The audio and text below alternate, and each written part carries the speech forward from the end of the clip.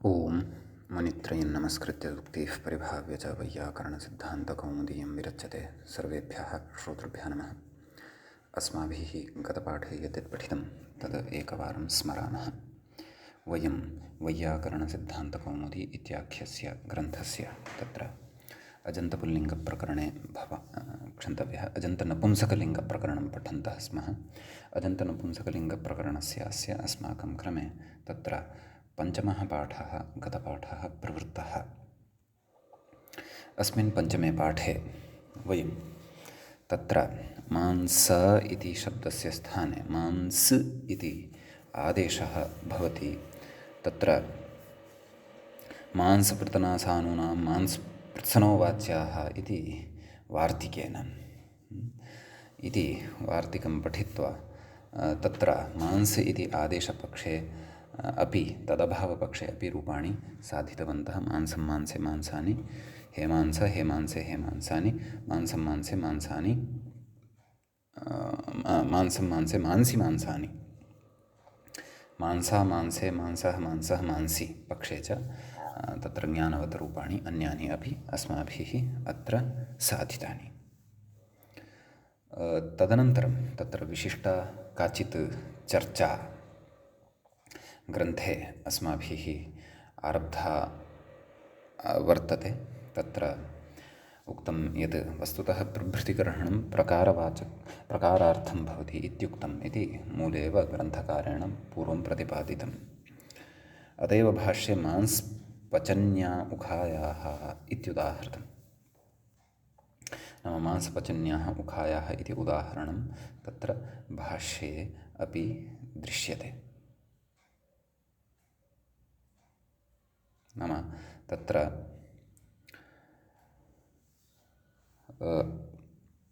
मांसपचन्याः उखायाः इत्यत्र मांस आदेशे तत्र आदौ पूर्वपक्षः स्थाप्यते। तन्नाम तत्र मांसपचन्याः इति भाष्यस्य उदाहरणमेव तत्र ज्ञापकं भवति यत् हृदादयः आदेशाः तत्र सुटिपरतः अपि क्वचित् दृश्यन्ते प्रवर्तन्ते च। तत्र मांसस्य पचनी इति षष्ठीसमासः क्रियते। ङस् प्रत्ययः यः भवति तस्य सुको धातुप्रातिपदिके इत्यनेन लुक् भवति। ततः ङसः लुकालुप्तत्वात् प्रत्ययलक्षणस्य अभावः तत्र भवति। नाम नलुमताङ्गस्य इति प्रतिषेधः तत्र प्रवर्तते। अतः प्रत्ययपरत्वाभावात् तत्र मांस आदेशः न स्यात् इति आक्षिप्यते। अतः तत्र उच्यते अतः हृदाद्यादेशविधौ एवं किल हृदादयः ये आदेशाः वर्तन्ते तद्विधौ नलुमताङ्गस्य इति निषेधस्य अनित्यत्वम् आश्रीयते। नाम नलुमताङ्गस्य इति निषेधः यः वर्तते तस्य अनित्यत्वं भवति। नाम क्वचित् प्रवर्तते क्वचित् न च प्रवर्तते इति। समीचीनं। तर्हि अत्र वयं द्रष्टुं शक्नुमः यत् यद्यपि प्रत्ययलक्षणत्वेन ङसः उपस्थितिः नास्ति तथापि ङसः अपरकत्वे सत्यपि मांस इत्यस्य स्थाने मांस इति आदेशः निपात्यते। मांस इति आदेशः क्रियते। वस्तुतः तत्र भाष्यस्य मांसपचन्याः इत्येव इति उदाहरणं तत्र प्रमाणं भवति।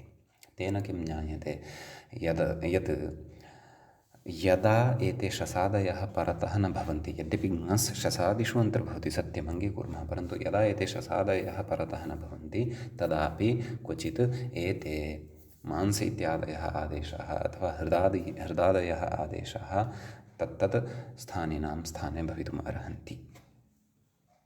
यद्यपि तत्र प्रत्ययलक्षण नाम नलुमताङ्गस्य इत्यस्य अनित्यतया तत्र ङसः उपस्थित्या तत्र मांस इत्यस्य स्थाने मांस इति आदेशः उच्यते। परन्तु तादृश अनित्यत्वसम्पादने नाम ङस् परतः नास्ति चेदपि तत्र मांस इत्यस्य स्थाने मांस इत्यस्य स्थाने मांस इति आदेशः भवतु इति भाष्यस्य अयं प्रयोगः कारणीभूतः भवति इति तत्र उक्तम्।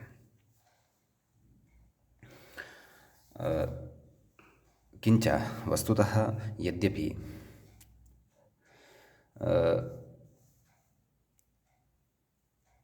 तत्र नलुमताङ्गसे इति यद् वर्तते तस्य अनित्यत्वं तु अनित्यत्वे प्रबलं बीजं तु अग्रे वक्ष्यते किं तत्र इकोच विभक्तौ इत्यत्र अच् ग्रहणसामर्थ्यात् नलुमताङ्गस्य इति अनित्यं परन्तु प्रकृते नाम एतावता तत्र नलुमताङ्गस्य इति यद् वर्तते तस्य अनित्यत्वं यद् वर्तते तत्तु इकोच विभक्तौ इत्यत्र ज्ञातं भविष्यति तेन सूत्रेण तद् अस्माकं कृते बोधयिष्यते तत्तु सप्तमाध्यायस्य प्रथमपादस्य 373तमं सूत्रं वर्तते अस्मिन्नेव प्रकरणे अग्रे अचिरेण तत् सूत्रं पठिष्यते परन्तु प्रकृते वस्तुतः तत्र ङसः परकत्वाभावे सति मांसि इति आदेशः न स्यात् परन्तु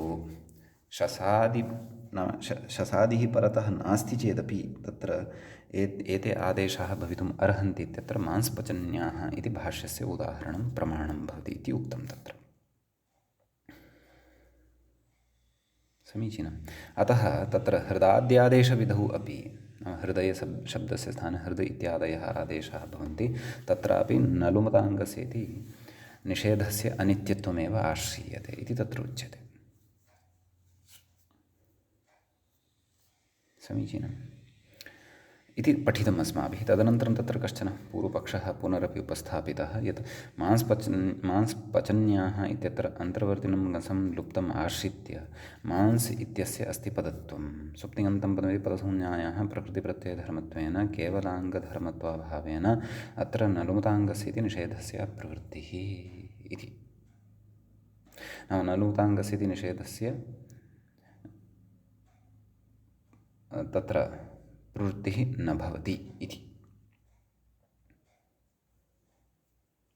एवं खलु कुतः नाम अन्यथा तर्हि राजपुरुषः इत्यत्र कथं न लोपः तत्र राजपुरुषः इत्यत्र राजन् इत्यस्य यः नकारः वर्तते तस्यापि लोपः न स्यात् ततश्च अत्र सकारस्य संयोगान्तलोपः दुर्वारः नाम सकारः यः अन्ते लब्धः वर्तते तस्य संयोगान्तलोपः न स्यात् तर्हि तद्वारणाय तत्र उच्यते भत्वात् संयोगान्तलोपो न इति मूले उक्तं खलु नाम भसंज्ञा अत्र भवति अतः संयोगान्तलोपः न भवति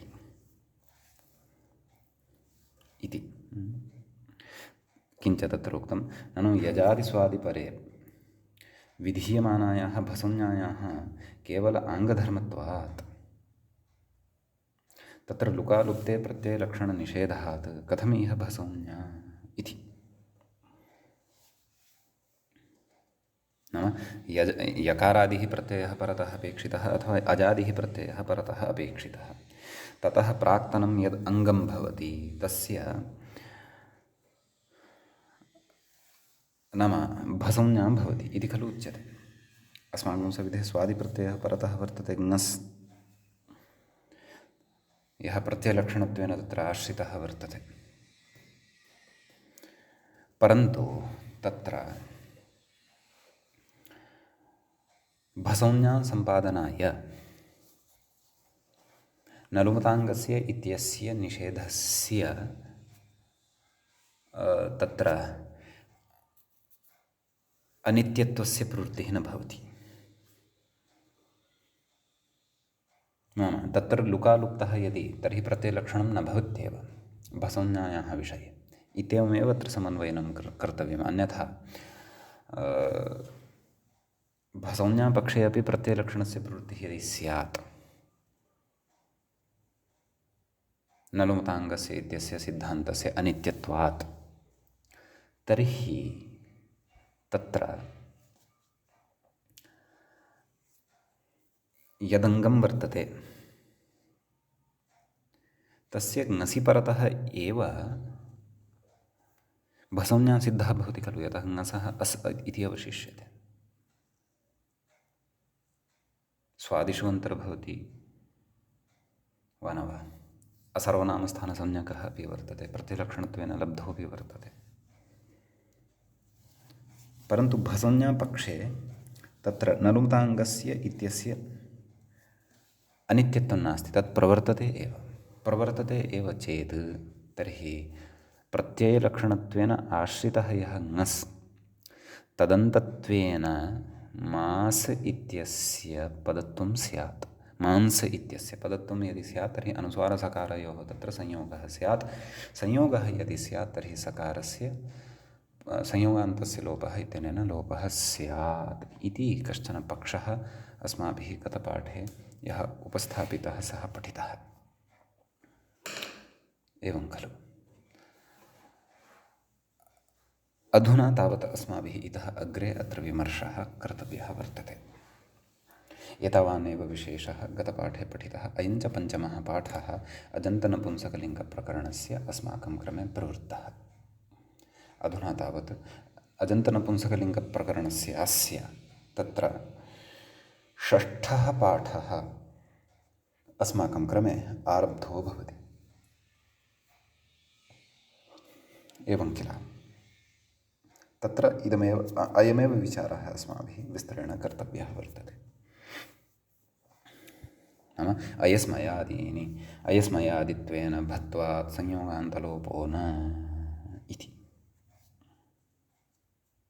अपि च व्याख्यायां द्वित्राः पूर्वपक्षाः ये उक्ताः सन्ति ते मम भ्रामकाः इति भान्ति।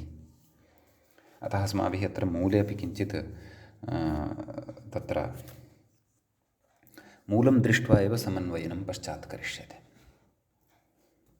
आदौ अयस्मयादीनि छन्दसि ते तस्मिन् विषये यद् मूले उक्तं तस्य विषये किं कथयन् अस्ति इति पश्यामः। व्याख्याता किं कथयन् अस्ति इति पश्यामः।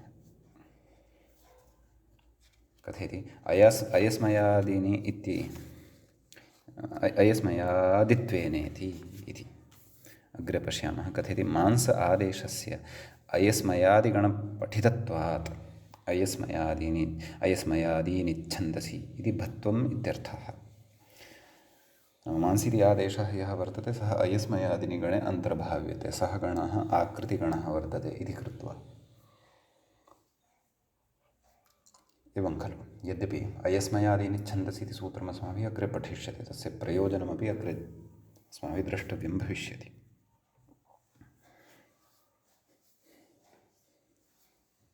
एवं किल। अतः तत्र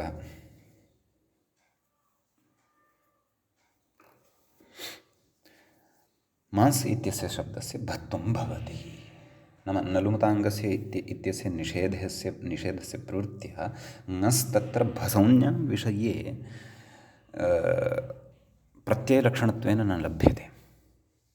अतः तत्र एषः तत्र अपरः उपायः आश्रितः। कः? यत् अयस्मयादीनि छन्दसि इति सूत्रेण तत्र नाम मांसिति आदेशस्य अयस्मयादीनि गणे अन्तर्भावः करिष्यते। तस्मिन् गणे अन्तर्भावद्वारा प्रकृते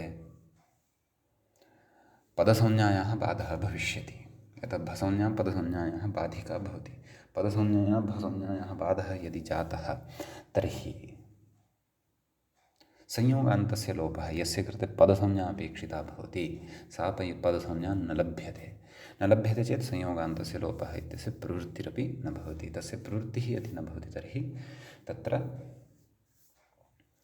सकारस्य लोपः अपि न भवति। मांस्पचनी इति रूपं सिद्धं भवति, यच्च रूपं भाष्ये व्याख्यातं वर्तते।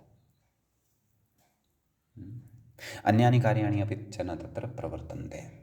स इत्यस्य ऋत्वं वा ततः विसर्गः वा अथवा ततः परं तस्य उपधमानीयत्वं वा इत्यादीनि कार्याणि अपि तत्र न प्रवर्तन्ते। कुतः? यतः इमानि सर्वाणि कार्याणि पदसम्बन्धीनि वर्तन्ते। अत्र तु पदसंज्ञायाः एव भसंज्ञया बाधः क्रियते अयस्मयादीनि छन्दसि इत्यनेन। अतः पदान्ते विद्यमानस्य लोपः अपि तत्र न भवति इति भावः। सम्यक्। इति एतावत् सर्वं श्रुत्वा व्याख्यातुः सर्वमपि व्याख्यात्रा ये पक्षाः अत्र स्थापिताः यथा यथा समन्वयनं कृतं तत्सर्वं श्रुत्वा इदानीं मूलम् अस्माभिः सकृत् एकवारम् इतोपि अत्र पठनीयं वर्तते। किं कथयति पश्यन्तु, वस्तुतस्तु प्रभृतिग्रहणं प्रकारार्थमित्युक्तं। प्रभृतिग्रहणं यद्वर्तते तत् प्रकारार्थम् इत्युक्तं कथयति। अत एव भाष्ये मांसपचन्या उखायाः इत्युदाहृतम्। एवं खलु, नाम प्रकारार्थम् उच्यते इति सत्यम्। अतः एव तत्सदृशः प्रत्ययः यदा परतः अस्ति, शसादिसदृशः, वस्तुतः शसादिषु एव अन्तर्भवति। कः? ङस् प्रत्ययः।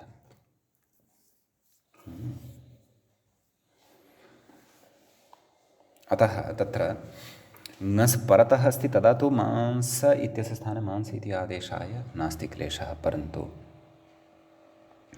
तत्र यदि प्रत्ययलक्षणत्वेन अयं ङस् तत्र न लभ्यमानः वर्तते, तदापि तत्र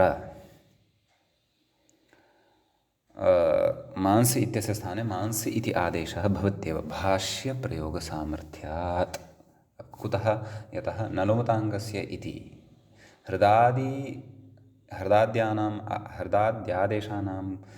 हृदाद्यादेशेषु कर्तव्येषु अनित्यतां भजते। अन्यत्रापि तस्य अनित्यता वर्तते। सः विषयः अग्रे पठिष्यते अस्माभिः इकोच विभक्तौ इत्यत्र।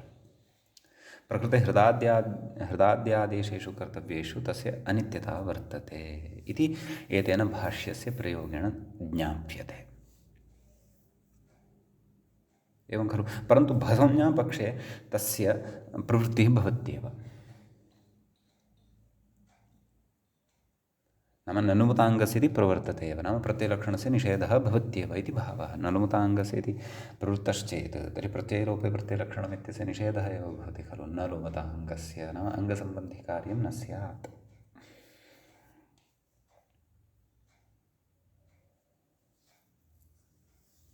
एवं खलु। तर्हि तथा चेत् ङसि परतः तत्र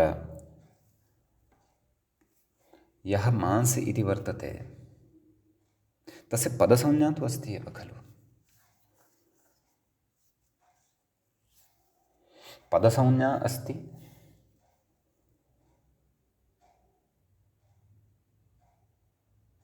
परन्तु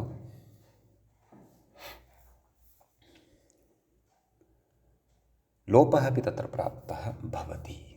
स च लोपः तस्य लोपस्य ततः अपायः कर्तुं शक्यते यदि पदसंज्ञा एव नास्ति। तर्हि तत्र कश्चन उपायः आश्रीयते। अयस्मयादिनिच्छन्दसि इत्यनेन सूत्रेण भसंज्ञा उच्यते। भसंज्ञायां पदसंज्ञायाः पादः भवति। पदसंज्ञा एव यदि नास्ति तर्हि तत्र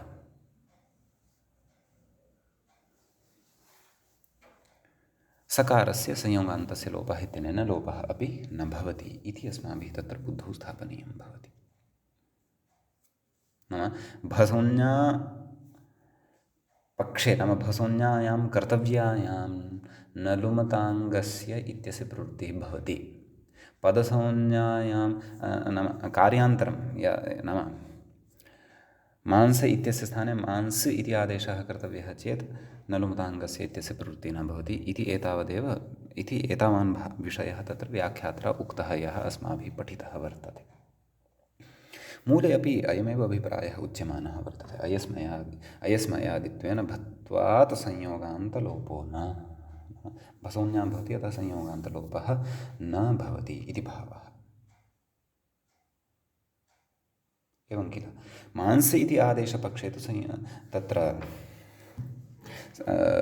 नलुमताङ्गस्य इत्यस्य अनित्यत्वात् प्रवृत्तिः न भवति।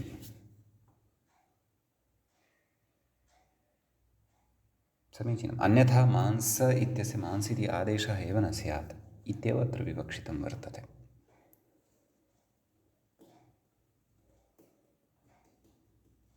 अन्यथा अत्र तदेव सः आक्षेपः तु भवत्येव। अन्यथा यथा भवन्तः ङसम् आश्रित्य मांस इत्यस्य स्थाने मांस इति आदेशं कुर्वन्तः सन्ति, तथा तमेव ङसम् आश्रित्य तस्य भसंज्ञा अपि कर्तुं शक्यते खलु, वा न वा? परन्तु भत्वपक्षे तस्य प्रवृत्तिः नाम तस्य नलुमताङ्गस्य इत्यस्य निषेधस्य प्रवृत्तिः न स्यात्। नाम प्रत्ययलक्षणत्वं तत्र भवत्येव इति कृत्वा पदत्वमपि तत्र लभ्यते एव। भसंज्ञायां कर्तव्यायां तु तत्र अयस्मयादीनि छन्दसि इत्यनेन एव भसंज्ञा उच्यते। भसंज्ञां कथयित्वा च तत्र पदसंज्ञायाः बाधः भवति। ततश्च अपि च अयस्मयादिगणे पाठसामर्थ्यात् परतः ङस् अपेक्षितः इत्यपि नास्ति वस्तुतः। अयस्मयादिगणे पाठसामर्थ्यात् परतः ङस् अपेक्षितः इत्यपि नास्ति। तत्र मांस् इत्यस्य अयस्मयादिगणे पठनसामर्थ्यादेव भसंज्ञा सिद्ध्यति। एवं खलु इति केचन विचाराः अत्र अस्माभिः यथामति कृताः। अधिकस्पष्टतायै अत्र उद्ग्रन्थाः द्रष्टव्याः भवेयुः। परन्तु यादृशाः पूर्वपक्षाः तत्र स्थापिताः व्याख्यात्रा, तेषु अथवा तु सामान्यत्वं स्यात् अथवा मया शेखरग्रन्थे यदा दृष्टं तदा तत्र ते पूर्वपक्षाः तु नोपलब्धाः। अत्र विस्तरेण किमपि नोक्तमेव न। विचारस्तु अयं युज्यते एव, विचारः तु युक्तः एव अस्ति, परन्तु वयं स्वबुद्धेः प्रयोगद्वारा एतान् विचारान् कथम् अवगन्तुं शक्नुवन्तः स्मः अथवा अवगन्तुम् अस्माकं सामर्थ्यं कियदस्ति इति तु अस्माभिः तत्र ज्ञेयमेव भवति। एवं खलु इति कश्चन विशेषः अत्र अस्माभिः दृष्टः। अस्मिन् विचारे एतावान् विचारः नाम एतावत् चिन्तनं पर्याप्तं भवेत् इति अहं चिन्तयामि। इतोपि विस्तरेण स्पष्टतार्थम् अथवा परिज्ञानार्थं पुनः पुनः पठनीयं भवेत् तावदेव। ततः एव एषः विचारः इतोपि स्पष्टतां गच्छेत्। यतोहि सर्वमपि मूले विद्यमानं वयं श्रुत्वा नाम व्याख्यायां सर्वमपि श्रुत्वा मूले यदि पश्यामः तर्हि मूलस्य अभिप्रायः अस्माभिः तर्हि सारशः गृहीतुं यत्नः कर्तव्यः भवति। अभिप्रायस्य सारशः ग्रहणं भवतु इति यत्नः कर्तव्यः भवति।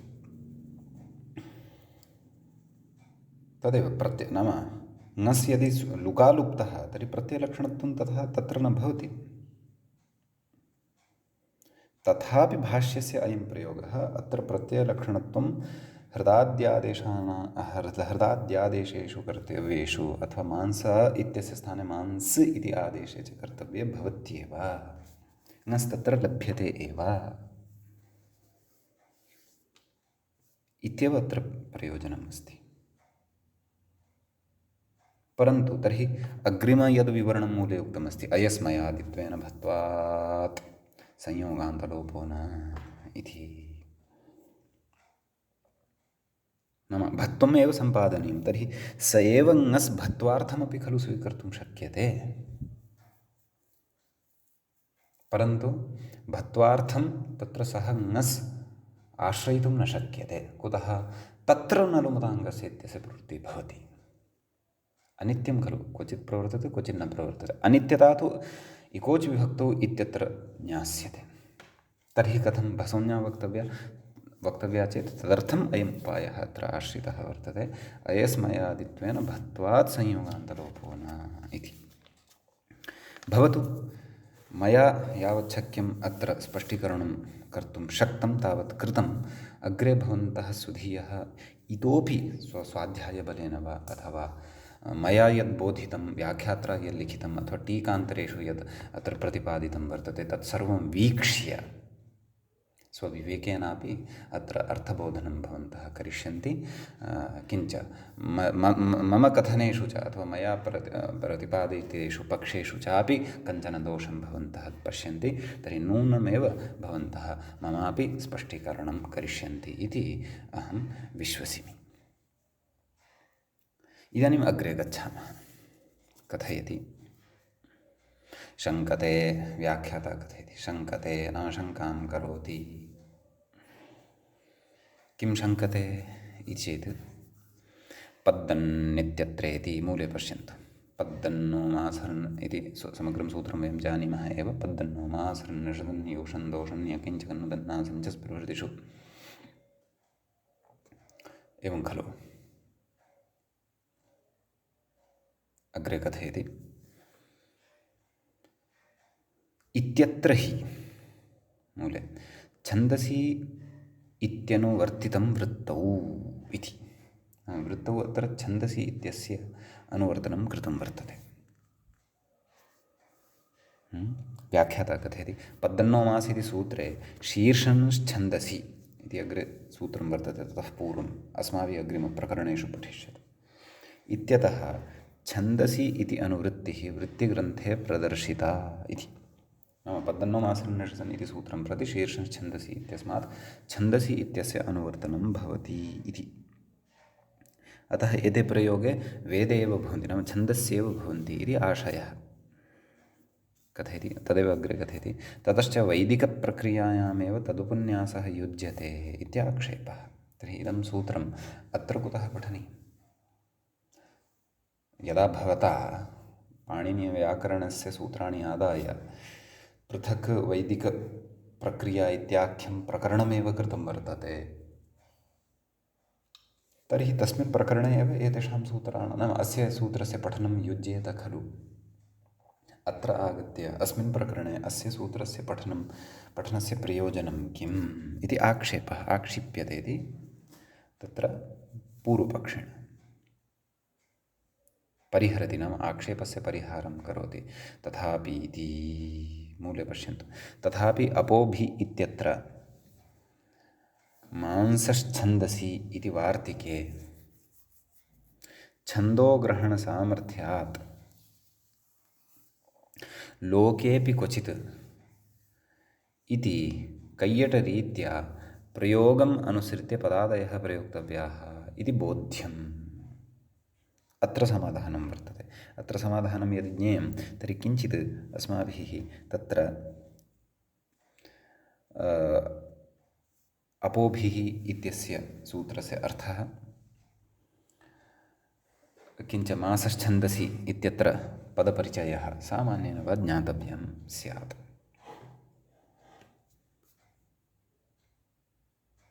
समीचीनं। तर्हि तत्र व्याख्याता कथयति, पश्यन्तु। सः बोधयन्नस्ति क्रमशः सर्वमपि। आदौ तथापि इति छन्दसि इत्यनुवृत्तं वृत्तौ एतावतः मूलस्य एव स्पष्टतां कुर्वन्नस्ति व्याख्याता। किं कथयति, पद्दन्नोमास् इति सूत्रे छन्दोग्रहणानुवृत्तावपि, नाम छन्दस् इति पदस्य अनुवृत्तिः क्रियते चेदपि लोके अपि क्वचित् इत्यन्वयः, नाम लोके अपि क्वचित् तत्र एते आदेशाः दृश्यन्ते, श्रूयन्ते, व्यवह्रियन्ते च। अतः लोकस्य, नाम वेदस्य एव अयं विषयः वर्तते, अथवा छन्दसः एव अयं विषयः वर्तते इति तु अस्माभिः न भ्रमितव्यम्। एवं खलु। कथयति, कुतो लोकेऽपि प्रयोगः इत्यतः आहा, लोकेऽपि प्रयोगः अस्य भवति इत्यत्र ज्ञापकम् अथवा तत्र युक्तिः का, कथम् इदं प्रतिपाद्यते इति चेत् अपोभीत्यादि तत्र मूले वयं द्रष्टुं शक्नुमः साक्षात्। तथापि अपोभी इति इत्यत्र मांसश्छन्दसि इति वार्तिके छन्दोग्रहणं इति वार्तिके छन्दोग्रहणसामर्थ्यात् लोकेऽपि क्वचित्। तर्हि अपोभिः, नाम वार्तिकविषये चर्चा करिष्यते, ततः पूर्वम् अपोभिः इति सूत्रस्य विषये अपि कथयन्नस्ति। किं कथयति, अपोभिः इत्यादि, नाम अपोभिः इति सूत्रम् इति कथयति। तर्हि तत्र अपस्तकारः नाम अपोभिः इति सूत्रस्य अर्थं कथयन्नस्ति। अपस्तकारः स्यात् भादौ प्रत्यये परतः, नाम भकारादिः प्रत्ययः यदा परतः भवति तदा अप् इति यः शब्दः वर्तते, यः नित्यबहुवचनान्तः शब्दः भवति, आपः, अपः, अद्भ्यः, अद्भिः इत्यादीनि रूपाणि खलु सिद्ध्यन्ति येन। अतः तद्विषये कथयन् अस्ति। नाम अपः नाम अपशब्दः यः जलार्थे नित्यबहुवचनान्तः भवति तस्य तकारः स्यात्। नाम पकारः यः वर्तते अप् इति शब्दे तस्य यः नाम अप् इति शब्दे यः पकारः वर्तते तस्य स्थाने तकारादेशः भवति। भकारादिः प्रत्ययः यदा परतः भवति तदा।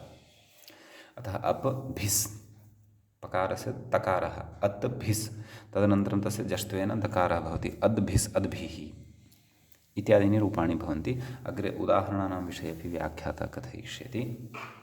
कथयन् अस्ति अपस्तकारः स्यात् भादौ प्रत्यये इत्यर्थः। तत्रास्ति वार्तिकं। नाम अपोभीति यत् सूत्रं वर्तते तस्मिन् सूत्रे इदम् एकं वार्तिकं तत्र पठितं वर्तते।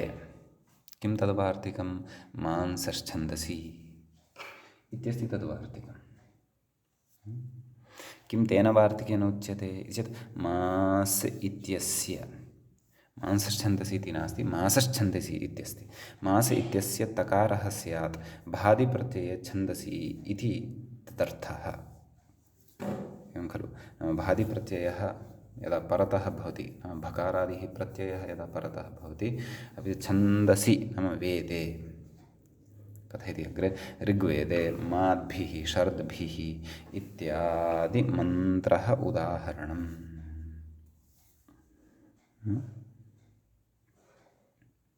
माद्भिः शरद्भिः इत्यादीनि उदाहरणानि सन्ति। अत्र तदेव अप् इति शब्दः यः वर्तते तस्य नैव मास् इति यः शब्दः वर्तते तस्य सकारस्य स्थाने दकारादेशः भवति। मास् भि मात् भि जष्टुं माद्भिः इति रूपं तत्र सिद्धं भवति इति भावः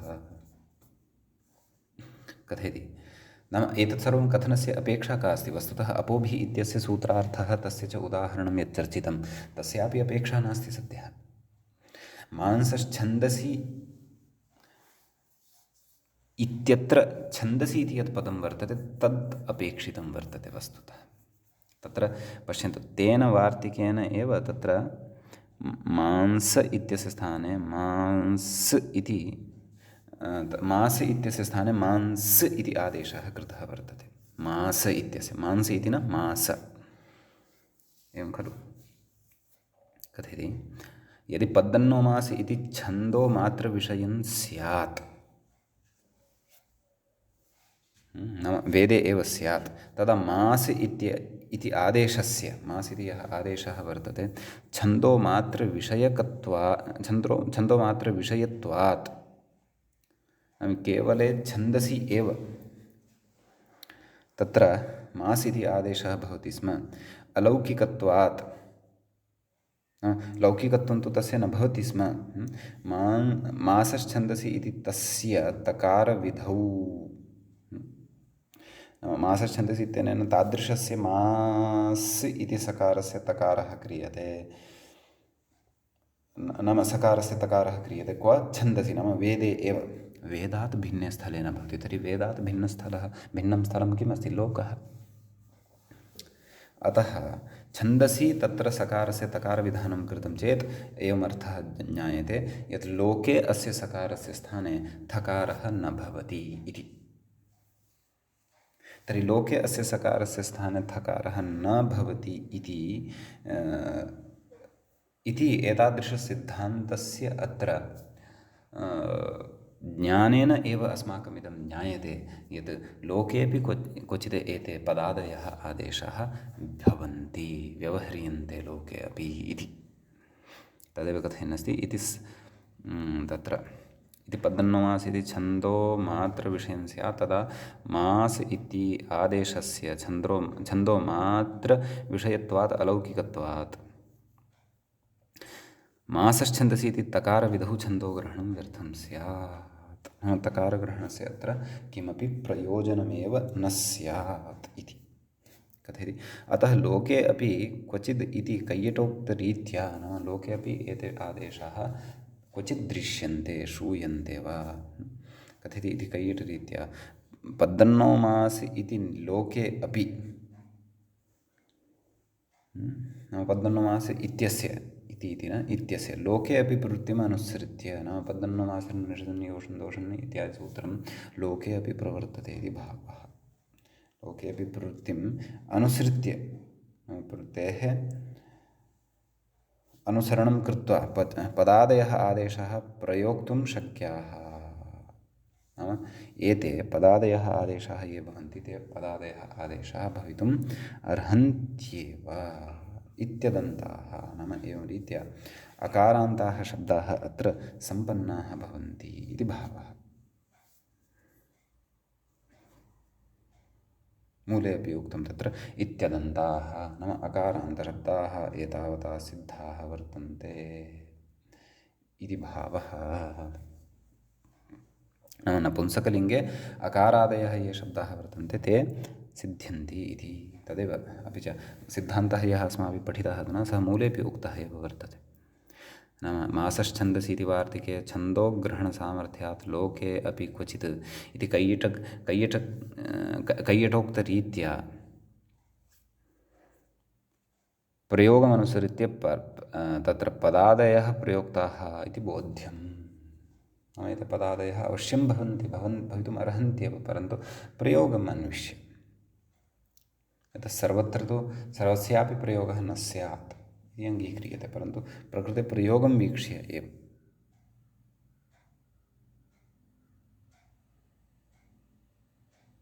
एवं किल। अतो लोकेपि कदाचित् कैयटोक्तरीत्या पद्मनामासि लोके प्रवृत्तिम् अनुसृत्य पदादेशाः प्रयोक्तुं योग्याः। नाम पदादेशाः अत्र कर्तुं शक्याः। अत एव तत्र हृत् इति प्रयोगः सिद्ध्यति। अत्र तु अस्माभिः बहूनां प्रयोगाणां चर्चा कृता एव। एवं खलु हृद् इति आदेशः एकः भवति न वा। पद् मास् इति एतादृशाः च अन्येपि आदेशाः भवन्त्येव। ते शसादिषु अपि प्रयोगानुसारमेव भवन्ति, अन्यथा न भवन्ति इति भावः। एवञ्च अकारान्ताः शब्दाः अत्र सम्पन्नाः भवन्ति। अधुना तावत् आकारान्तानां शब्दानां विषये अग्रे उच्यमानं वर्तते। किमुच्यते इति चेत् कथयति अथ आदन्ताः निरूप्यन्ते इति। नपुंसकलिङ्गे इदानीम् आकारान्ताः भवन्ति ये शब्दाः तेषां निरूपणं क्रियते। अस्माभिः पुल्लिङ्गे अजन्तपुल्लिङ्गशब्दे आकारान्ताः दृष्टाः, अजन्तस्त्रीलिङ्गे अपि आकारान्ताः पठिताः। अधुना नपुंसकलिङ्गे तावत् आकारान्तस्य वयम् अत्र पाठं कुर्मः। कथयति व्याख्याता प्रवेशयति आकारान्तेषु शब्देषु। श्रियं पाति इति श्रीपाशब्दः विश्वपाशब्दवत् विजन्तः क्विबन्तो वा। विश्वपाशब्दवत् तर्हि श्रीपा इति भवति। कथयति विच् प्रत्ययः कृतः यदि तस्यापि सर्वलोपः भवति, क्विप् प्रत्ययः कृतः यदि तस्यापि सर्वलोपः भवति। कथयति तस्य नपुंसकत्वे ह्रस्वविधानमाह इति। एवं किल। नपुंसकलिङ्गे श्रियं पाति यत् किमपि यत् नपुंसकम् अस्ति तत् ब्रह्म अथवा अन्यः यः कोऽपि भवितुम् अर्हति, यस्य नपुंसकलिङ्गत्वेन व्यवहारः भवेत्। एवं किल। कथयति तस्य नपुंसकत्वे ह्रस्वविधानमाह। तत्र विद्यमानः पा अर्थात् आ इति यः अस्ति सः ह्रस्वत्वं प्राप्स्यति पठिष्यमाणेन सूत्रेण। अतः तत्सूत्रं भवति एवं ह्रस्वो नपुंसके प्रातिपदिकस्य इत्यस्ति।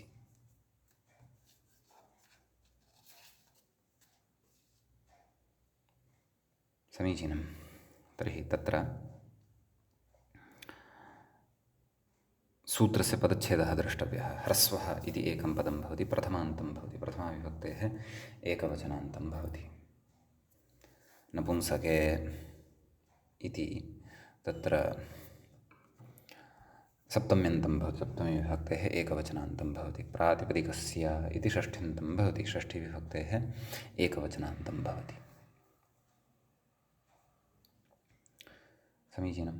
प्रकृते कस्यचित् पदस्य अनुवर्तनमपेक्षितमिति नास्ति, सूत्रेव सूत्रार्थः सन्निहितः वर्तते।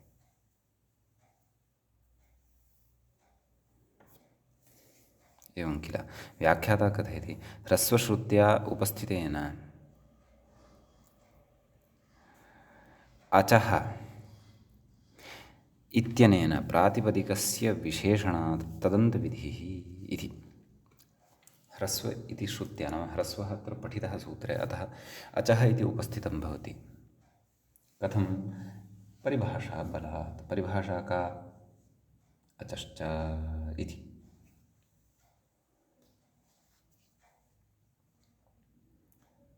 एवं किल। ह्रस्वदीर्घप्लुतकार्यैः यत्राजकार्यं विधीयते तत्र अचश्च इति षष्ठ्यन्तं पदम् उपतिष्ठते इति अस्माभिः परिभाषाप्रकरणे अयं विषयः पठितः।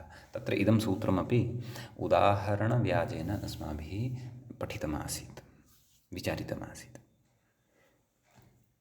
अस्तु, तदन्तविधिः भवति। ततः कथयति क्लीब इत्यादिना, नाम तदन्तविधेः अत्र विधानेन सूत्रार्थः कथं लभ्यते चेत् मूले द्रष्टव्यं।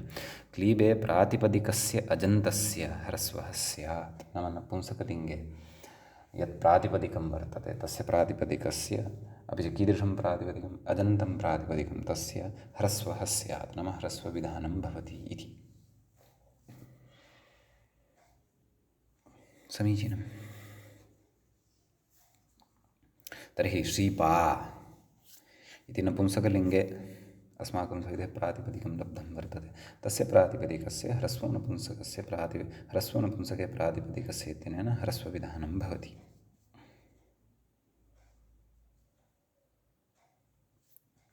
एवं किल। तर्हि शीप इत्येव लभ्यते वा न वा? शीप इत्येव लभ्यते इति कृत्वा पुनः तत्र ह्रस्व अकारान्तता एव अस्य जायते इति कृत्वा ज्ञानवदेव रूपाणि भवन्ति इति वक्ष्यते अग्रे। ततः पूर्वं व्याख्याता किञ्चित् कथयन्नस्ति। किं कथयति? न च कुले इति द्विवचने, नाम कुलं कुले कुलानि अथवा ज्ञानं ज्ञाने ज्ञानानि इतिवत् कुले इति द्विवचने एकादेशस्य पूर्वान्तत्वेन कयोः स्थाने एकादेशः क्रियते? कुल इ। अत्र अकारः ईकारः च यः वर्तते, द्वौ तत्र स्थानिनौ यौ वर्तेते, तयोः द्वयोः स्थाने तत्र एकादेशः भवति एकारः। तर्हि योऽयमेकादेशः सः पूर्वस्य अन्तवत् स्यात्, तदेव तत्र उक्तं। द्विवचने एकादेशस्य पूर्वान्तत्वेन, नाम एकादेशः यः वर्तते तस्य पूर्वान्तवद्भावः भवति। पूर्वान्तत्वेन ग्रहणात्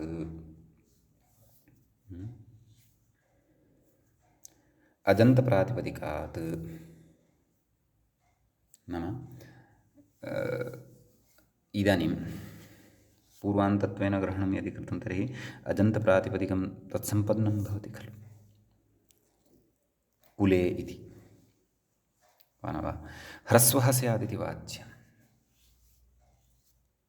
तर्हि पूर्वान्तवद्भावेन पूर्वस्य अन्ते, नाम ए इति यः अस्ति सः पूर्वस्य अन्तवद्भावं यदा प्राप्तवान् तर्हि इदानीं कुले इत्येव खलु प्रातिपदिकं वर्तते पूर्वान्तवद्भावेन। वस्तुतः कुल मूलतः कुल इति प्रातिपदिकं तत्र, परन्तु पूर्वान्तवद्भावेन एकारान्तं तत् प्रातिपदिकं प्राप्नोति, तदा तस्य ह्रस्वः स्यात्।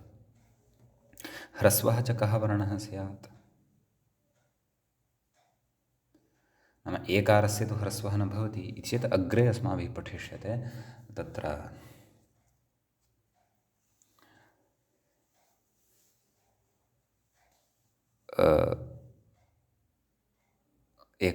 ए च इघ्रस्वादेशे, नाम ह्रस्वादेशे कर्तव्ये एचाम् इक् इति ह्रस्वः भवति, अथवा एचः इक् इति ह्रस्वः भवति। अर्थात् शास्त्रे ह्रस्वादेशविषये एकारस्य ओकारस्य ऐकारस्य औकारस्य वा तत्र ह्रस्वः भवत्येव। अतः एकारस्य ऐकारस्य च इकारः, ओकारस्य औकारस्य च उकारः इति ह्रस्वः भवति। यद्यपि व्यवहारे प्रयोगे वा तथा तेषां ह्रस्वः न भवति।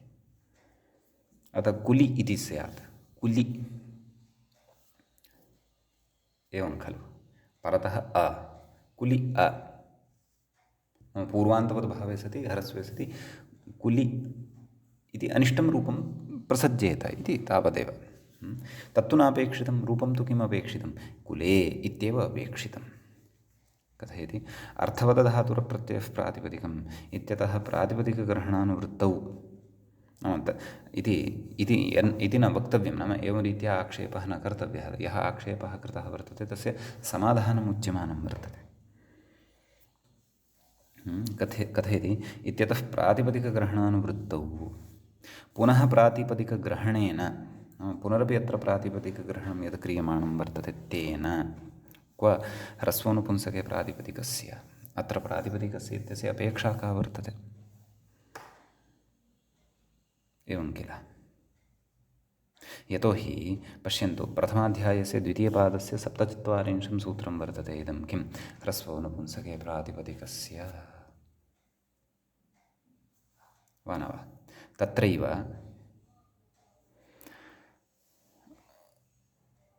अर्थवदधातुरप्रत्ययः प्रातिपदिकम् इत्यतः प्राक्तनेषु सूत्रेषु, नाम इत्यतः प्राक्तनं यत् सूत्रं वर्तते ततः प्राक्तनं सूत्रं वर्तते, समीपे एव अस्ति। प्रथमाध्यायस्य द्वितीयपादस्य 45 सूत्रमिदं भवति किम् अर्थवदधातुरप्रत्ययः प्रातिपदिकम्। समीचीनं। तस्मात् प्रातिपदिकम् इति अनुवर्तते एव खलु, तस्य षष्ठ्यन्ततया विपरिणामः भवितुमर्हति। तथापि अत्र प्रातिपदिकस्य इति ग्रहणं कुतः इति चेत् तदेव सिद्धे सति आरभ्यमाणः विधिः नियमाय भवति, नाम अनुवृत्त्या एव प्रातिपदिकम् इति प्राप्तुं शक्नोति। तथापि प्रातिपदिकग्रहणं कृतं, कुतः कृतम्, एवं व्यर्थं तु सूत्रकारः न करोति, तत्र तस्य उद्देश्यं किञ्चन वर्तते। तदेव उक्तम् इत्यतः प्रातिपदिकग्रहणानुवृत्तौ पुनः प्रातिपदिकग्रहणेन अन्तवद्भावतः प्रातिपदिकत्वे ह्रस्वाभावबोधनात्, नाम अन्तवद्भावम् आदाय प्रातिपदिकत्वे लब्धे सति ह्रस्वविधानं न भवति, एवं खलु। नाम पूर्वस्यान्तवद्भावं कृत्वा एकारान्तं यत् प्रातिपदिकं कुले इत्यत्र लब्धम् अन्तादिवच्च इत्यनेन, तस्य कुले इति एकारान्तस्य प्रातिपदिकस्य यत् प्रातिपदिकम् अन्तवद्भावेन पूर्वान्तवद्भावेन लब्धं वर्तते ह्रस्वाभावबोधनात्, नाम तस्य ह्रस्वस्य अभावः भवति, नाम तत्र ह्रस्वस्य प्रवृत्तिः न भवति इति बोध, नाम इति ह्रस्वनुपुंसके प्रातिपदिकग्रहणे इत्यत्र प्रातिपदिकमित्यस्य अनुवृत्तौ सत्यामपि प्रातिपदिकग्रहणं यत् कृतं वर्तते तत् ज्ञापकं भवति। अतिरिक्तप्रातिपदिकग्रहणेन इदं ज्ञाप्यते यत् पूर्वान्तवद्भावे सति प्रातिपदिकत्वं यद् लब्धं वर्तते तस्य ह्रस्वविधानं न भवति ह्रस्वनुपुंसके प्रातिपदिकस्य इत्यनेन। अन्यथा अत्र प्रातिपदिकस्य इत्यस्य पदस्य अपेक्षा एव नास्ति खलु, अनुवृत्त्या एव लभ्यते। मध्ये कृत्तद्धितसमासाश्च इत्येव खलु वर्तते, तत्र तु प्रातिपदिकमिति अनुवर्तते एव, अर्थवदधातुरप्रत्ययः प्रातिपदिकं। ततः अग्रे अत्रापि अनुवर्तनं भवितुमर्हति स्म एव, यतः सूत्रेषु वयं पश्यामः यत् गतसूत्रादेव पदम् अनुवृत्तिं भजते अथवा अनुवृत्त्या लभ्यते इति तु नास्ति। क्वचित्तु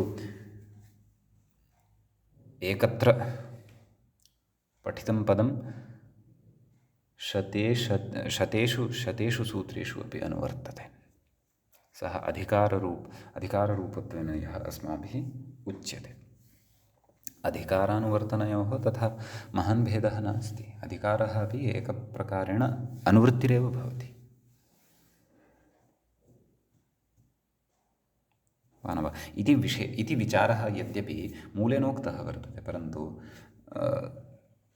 वयम् अर्थवदधातुरप्रत्ययः प्रातिपदिकमिति सूत्रं पठितवन्तः स्मः। सर्वाः परिभाषाश्च वयं पठितवन्तः स्मः, अपेक्षिताः परिभाषाः। अतः एतं विचारम् अवगन्तुं नितान्तं पाठकाः समर्थाः वर्तन्ते इति कृत्वा भाष्यादीनाम् उदग्रन्थानां विचारमानीय अत्र व्याख्यात्रा प्रस्तुतम्। समीचीनम्। अग्रे किं कथयति तद्द्रष्टव्यम्।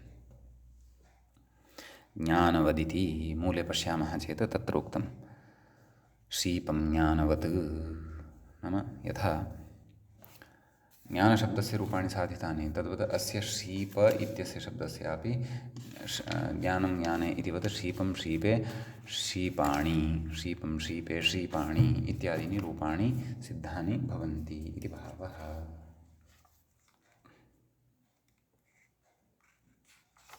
एवं किल। अतः आकारान्तेषु वस्तुतः अयम् अत्र विशेषः भवति, परन्तु अत्र केचन विचाराः व्याख्यायाम् इतोपि सन्ति उच्यमानाः। आदौ अग्रे यद्रूपं दत्तं श्रीपाय, ततः पूर्वं तत्र यानि रूपाणि भवन्ति तानि अस्माभिः द्रष्टव्यानि वर्तन्ते। संबोधनं कथं? प्रथमा कथं? श्रीपं शीपे शीपाणि। संबोधनं कथं? हे श्रीप, हे श्रीपे, हे श्रीपाणि। द्वितीया विभक्तिः कथं? श्रीपं शीपे शीपाणि, तावदेव। तृतीया विभक्तेः एकवचने व्याख्यात्र कश्चन विचारः उच्यमानः वर्तते। किं कथयति? श्रीपेण इनादेशे गुणे, अर्थात् शीपशब्दात् टा प्रत्ययः भवति खलु, तस्य स्थाने गुणः भवति। टाङ् स्याः इत्यनेन शीप इन, तदनन्तरं गुणः भवति शीपेन इति। शीप इत्यत्र पूर्वपदं किं? श्री, उत्तरपदं किं? प कथयति इति। पूर्वान्तत्वात् उत्तरपदस्य, नाम पूर्वान्तवद्भावः यदि भवति तर्हि योऽयमेकादेशः सः पूर्वस्य अन्तवत् स्यात् इति।